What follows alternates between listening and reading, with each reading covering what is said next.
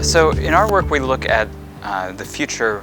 Broadly speaking, we look at roughly 10 years, and what we're trying to do is identify what are the big issues, the big forces, the big things that we all need to be caring about.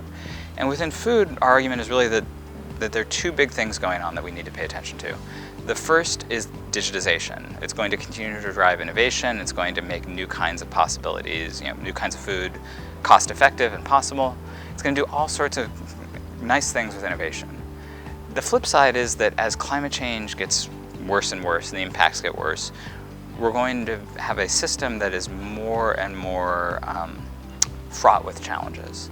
And so the task of navigating the next decade, if you're working in food and food innovation, is to one, figure out how do you take advantage of these new tools that are emerging, and then at the same time be prepared for a set of climate-related challenges that are much worse than we're used to grappling with. Yeah, so I think for us the key idea is that something that feels impossible or challenging because you're thinking in a short time horizon suddenly becomes very possible on a longer term time horizon. Just a few years ago when lab-grown meat, clean meat, in vitro meat, whatever you want to call it, was just emerging, people thought it was too expensive, didn't taste good, it just wasn't practical. And we look 5 years later and food companies all over the world, the biggest multinationals, are really sort of battling each other over being first to market in this industry. And so I think the key lesson is that if you give yourself space to look long and think ahead, you can identify innovation opportunities that wouldn't have seemed possible on a shorter term time horizon. Huge advice on their particular requirements, so I was really talking about how to read the future, which means working out what the consumer needs are and what government's needs are. So that's the demand side, and working out what all other technologies in the world are doing, because the two will intersect. New advanced technologies are drawn from other technologies and other industries. On top of that, there are some old technologies which can become advanced, so don't ever forget the old technologies. And the last point was that even if you've got new technology, advanced technology, you need advanced people to be able to run them, so that the education and the governance systems are equally important.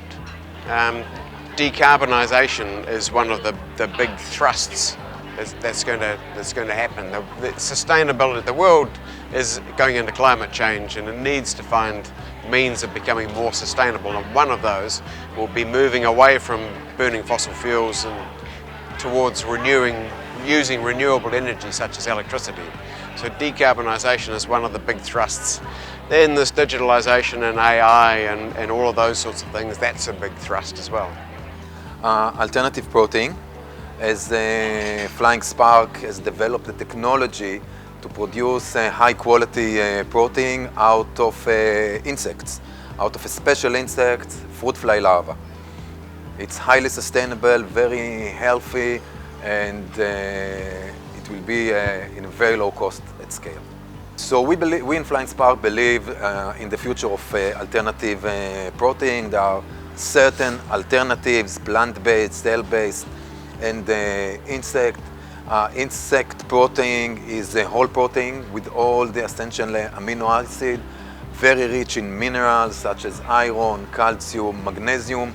Our specific protein powder is white with no odor and very mild taste, so it's suitable to be incorporated as a protein source in a variety of food products.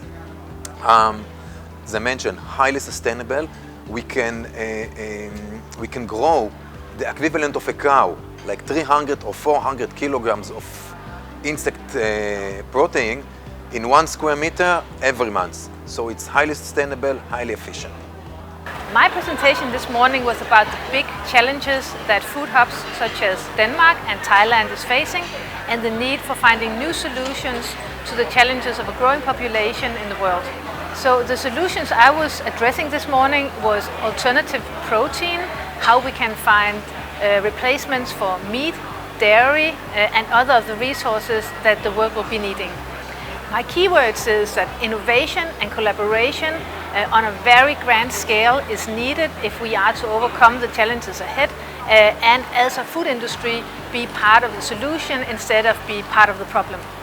My topic today is about future protein. So I share what Thai Union are working on in this particularly area we call alternative protein, which is a new protein that not traditionals. It consists of vegetable-based protein, insect protein. It could be cell meat, cow culture protein.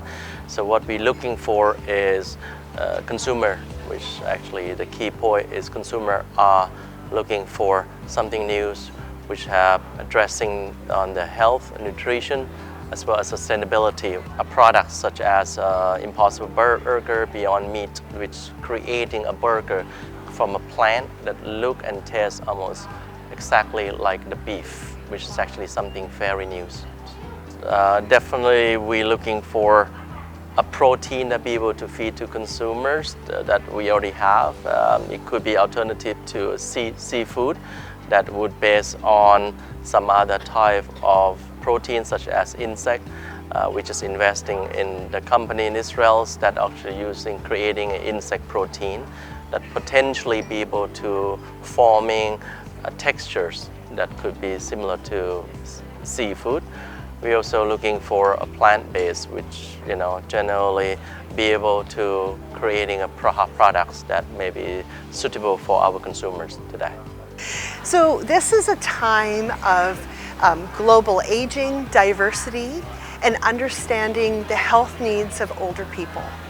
My presentation will address the complex needs of older adults as people age, so really from 50 plus, and looking at understanding the foods they need to have good health and quality of life as they age, and the intersection between medicine, health, and food.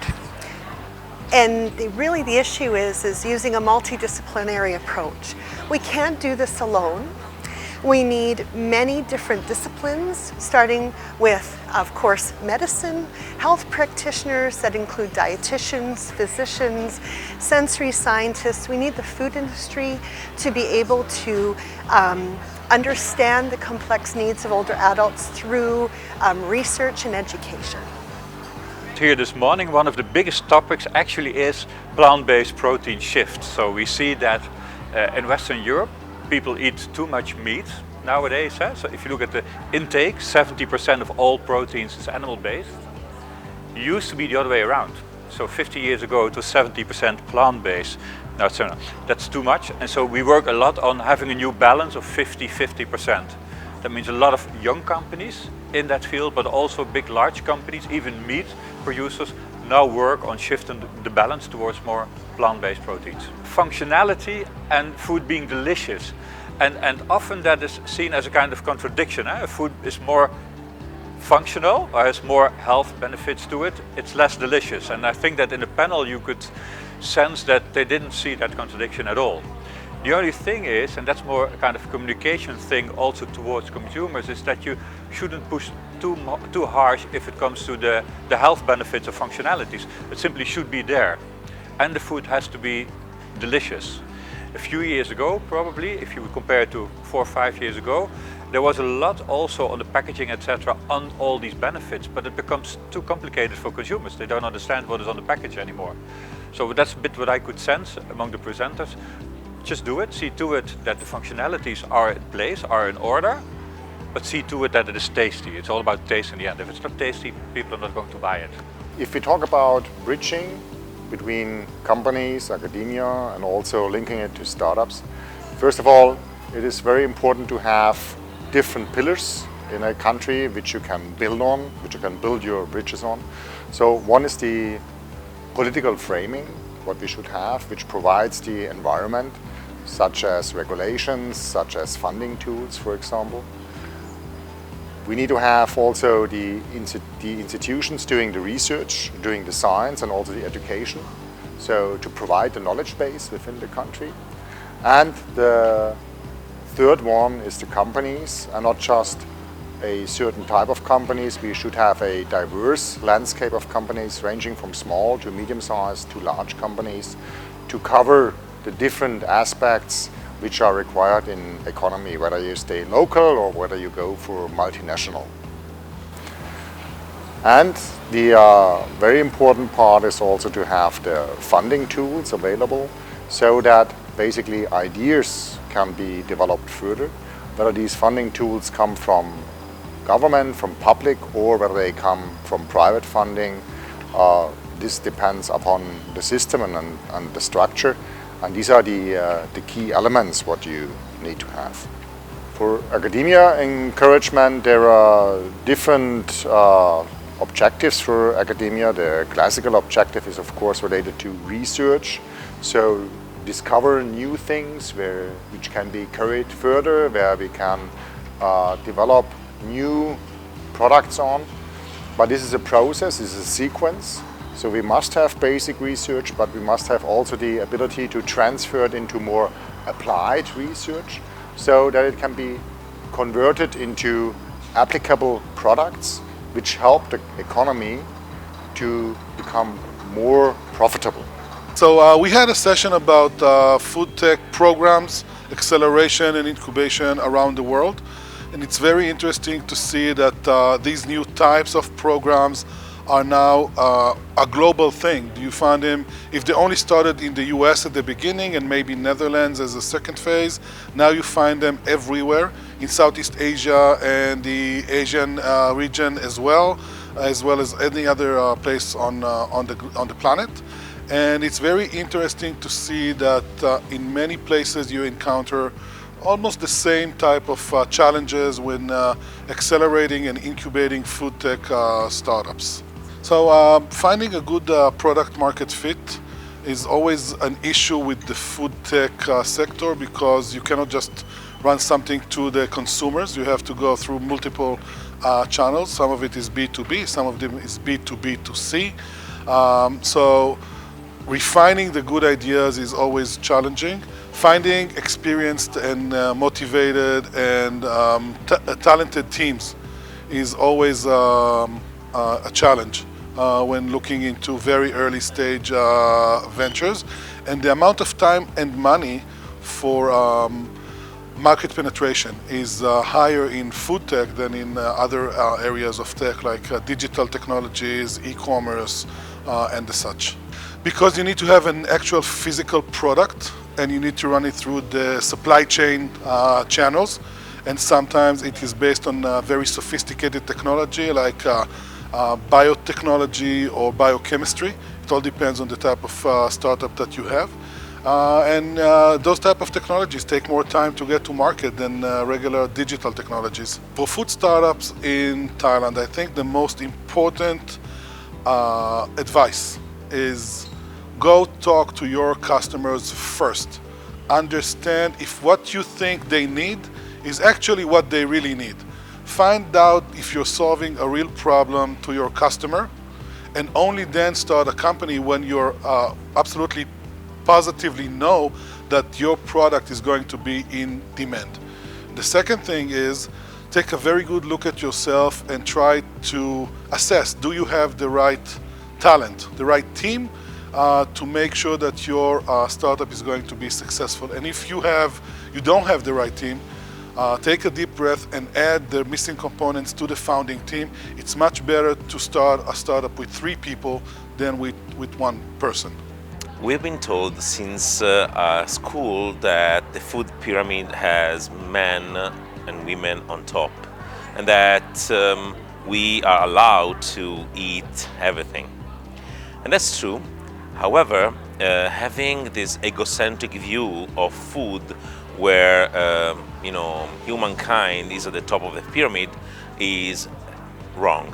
Where we are not on top of a food pyramid, where we are part of a larger system where everything we do has an impact on everything else. So in the last century, food products have becoming human-centered, meaning more convenient, more easy to use, more disposable.